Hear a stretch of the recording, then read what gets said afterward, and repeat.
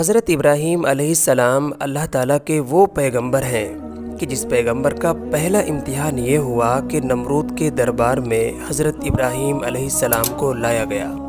حضرت ابراہیم علیہ السلام کو نمرود کے دربار میں لانے کی وجہ یہ بنی کہ جب ساری قوم میلے پر چلی گئی تو حضرت ابراہیم علیہ السلام ان کے بتکدے میں داخل ہو گئے اور کسی کا ناک توڑا، کسی کا کان توڑا اور کسی کا ہاتھ کاٹ دیا، اور جو ان میں سب سے بڑا بت تھا اس کے کندھے پر کلہاڑا رکھ دیا۔ اللہ تعالیٰ کو پیغمبر ابراہیم علیہ السلام کی یہ ادا اتنی پسند آئی کہ ابراہیم علیہ السلام کس طرح ان کے بتکدے میں داخل ہوئے اور وہاں جا کر انہوں نے کیا کیا اور اس کے بعد پھر ان کے ساتھ کیا ہوا۔ اللہ تعالیٰ نے ان کی ایک ایک ادا کو قرآن پاک کی ٹپ میں محفوظ کر دیا۔ چنانچہ جس وقت قوم میلے سے واپس آئی اور نمرود نے کہا کہ ہمارے خداؤں کا بیڑا غرق کس نے کیا، تو اس قوم کے لوگوں نے کہا کہ ایک شخص ہے جس کا نام ابراہیم ہے۔ تو بادشاہ نے کہا کہ ابراہیم کو بلایا جائے۔ حضرت ابراہیم علیہ السلام کو دربار شاہی میں لایا گیا۔ حضرت ابراہیم علیہ السلام سے پوچھا گیا کہ ہمارے خداؤں کا ستیہ ناش کیا تو نے کیا ہے؟ تو پیغمبر نے جواب میں یہ نہیں کہا کہ میں نے نہیں کیا، اور نہ یہ فرمایا کہ میں نے کیا ہے، بلکہ جواب میں اللہ کے رسول نے بڑی عجیب بات کہی۔ فرمایا کہ تمہارے خداؤں کا کیا ہوا؟ تو انہوں نے کہا کہ کسی کا ناک کٹ گیا، کسی کا بازو کٹ گیا اور کسی کا پاؤں نہیں ہے، اور جو سب سے بڑا ہمارا خدا ہے اس کے کندھے پر کلہاڑا رکھا ہوا ہے۔ تو پیغمبر نے جواب میں فرمایا کہ کیا تم مجھ سے پوچھتے ہو کہ تو نے اس کا بیڑا غرق کیا ہے؟ ارے جس کے کندھے پر کلہاڑا ہے اسی سے پوچھو کہ تمہارا یہ حال کس نے کیا اور تمہارے پاس کلہاڑا کون رکھ کر گیا ہے؟ اس لیے کہ آلے قتل جس کے پاس ہو قاتل وہی ہوتا ہے، تو جس کے پاس آلے قتل ہے اسی سے کیوں نہیں پوچھ لیتے کہ یہ کلہاڑا کہاں سے آیا ہے؟ پیغمبر اصل میں یہ گفتگو کر کے ان کے دماغ کی کھڑکیوں کو ہلانا چاہتے تھے۔ انہوں نے جواب میں کہا کہ اے ابراہیم، تجھے نہیں پتا کہ یہ جو ہمارا بڑا خدا ہے یہ تو بولتا نہیں، تو بھلا اس سے کیسے پوچھے؟ تو پیغمبر نے فرمایا کہ جس خدا کو یہ پتا نہیں کہ میرے کندھے پر کلہاڑا کون رکھ کر گیا ہے، اور جس بڑے خدا کو یہ تک نہیں پتا کہ چھوٹوں کی ٹانگیں کون توڑ گیا، وہ خدا تمہارا مشکل کشا اور حاجت رواں کیسے ہو سکتا ہے؟ لہٰذا پیغمبر کی گفتگو سن کر بادشاہ لاجواب ہو گیا، اور اس کے بعد بادشاہ نے 40 میل لمبی چوڑی آگ جلانے کا حکم دیا اور ابراہیم علیہ السلام کو ایک بہت بڑے ٹوکرے میں ڈال کر بڑے طاقتور لوگوں کے ذریعے دہکتی ہوئی آگ میں ڈال دیا گیا۔ یہ پہلا امتحان تھا، پہلی آزمائش اور پہلا پرچہ تھا جو اللہ کے نبی حضرت ابراہیم علیہ السلام کے لیے ڈالا گیا۔ چنانچہ پیغمبر آگ میں ہے اور عرش والا خدا دیکھ رہا ہے کہ میرا نام لے کر میری کبریائی کا اعلان کر کے ایک شخص آگ میں گر رہا ہے۔ علامہ اقبال نے کیا خوب کہا ہے کہ بے خطر کود پڑا آتش نمرود میں عشق، عقل ہے محو تماشائے لبے بام ابھی۔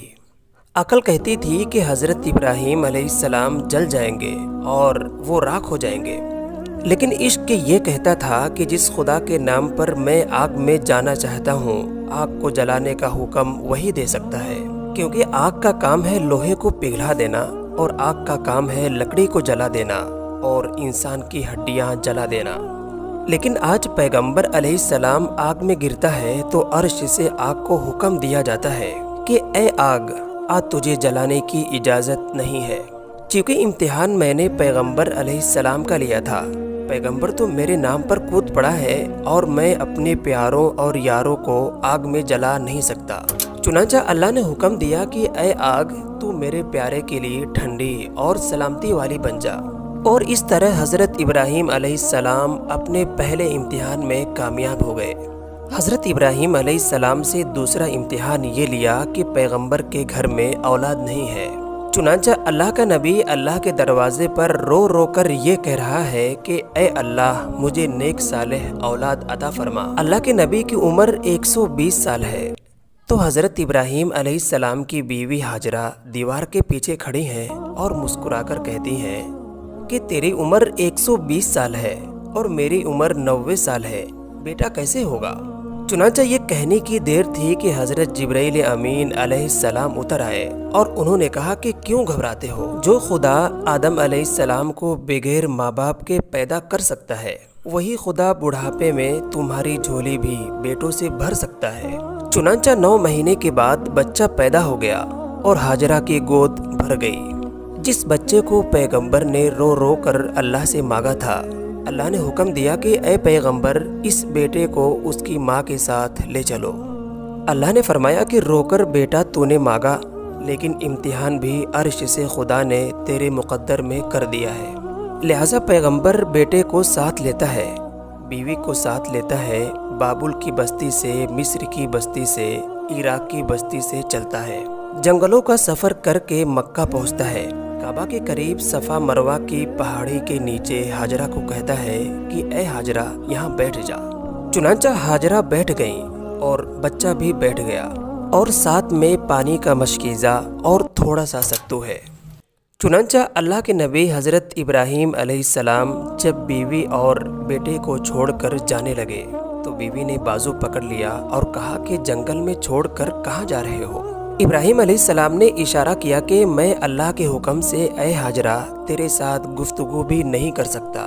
ये सुनकर हाजरा ने कहा कि अगर खुदा का हुक्म है तो जा इब्राहीम, मुझे आज तेरी भी ज़रूरत नहीं है, इसलिए कि अगर तू खुदा के हुक्म का पाबंद है तो हाजरा भी खुदा के हुक्म की पाबंद है।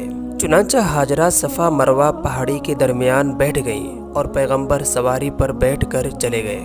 उसके बाद 1 दिन गुजरा, 2 दिन गुजरे, कोई शख्स नहीं, कोई सब्ज़ा नहीं और ना कोई पानी, ना कोई आदमी और ना कोई चरिंद परिंद, यहाँ तक के पानी ख़त्म हो गया और 3 दिन गुजर गए। मासूम बच्चा इस्माइल पैगंबर के साथ है, बाप भी नबी है और बेटा भी नबी है। चुनांचा जब बेटा प्यास से तड़पने लगा तो तड़पते हुए बेटे को देखकर हाजरा से बर्दाश्त न हो सका।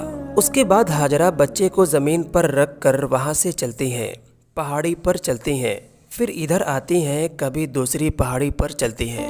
लेकिन जब दरमियान में पहुंचती हैं तो उसको पहाड़ों के दरमियान होने की वजह से बच्चा नजर नहीं आता, तो वहां से वो जरा भागकर चलती हैं, तेजी से चलती हैं। अर्श वाला खुदा उसको देख रहा है कि इम्तिहान हाजरा का भी है और इम्तिहान बेटे का भी है और इम्तिहान बाप का भी है।